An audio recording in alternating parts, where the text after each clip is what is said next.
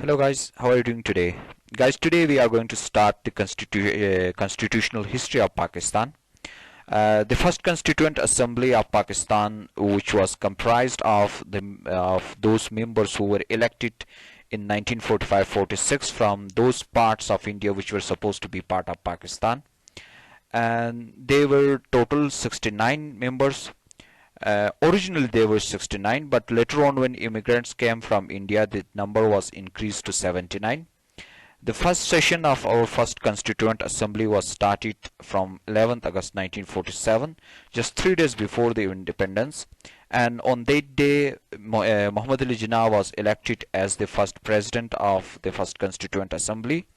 And on 11th August, he delivered his presidential address to the Constituent Assembly.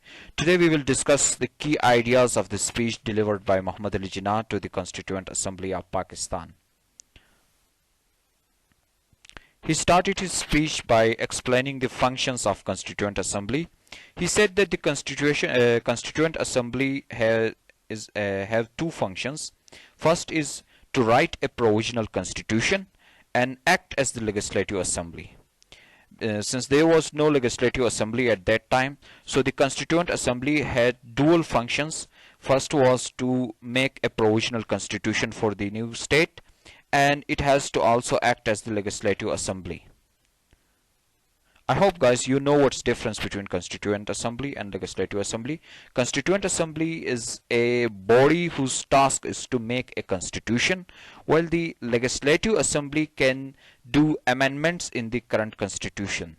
Or the Legislative Assembly has the responsibility to run the government, while Constituent Assembly has the function to make constitution. So the first Constituent Assembly had dual functions. First, it has to write a constitution for the new state, and it has to act as the legislative assembly of the state as well. He continued with a list of urgent problems. First was the law and order, so life, property and religious beliefs are protected for all. Second was the bribery. Third, black marketing. And third, nepotism. So he urged to resolve these issues, and he discussed at length the partition, saying many were dissatisfied with the details, but a united India would never have worked. He urged forgiveness of bygone quarrels among Pakistanis, and he proposed that in course of time Hindus will cease to be Hindus and Muslims will cease to be Muslims, not in religious sense, because that is the personal faith of each individual, but in political sense as the citizens of the state. Muhammad Ali Jinnah urged, he further said that you are free to go to temples, you are free to go to mosques, and it has nothing to do with the business of the state.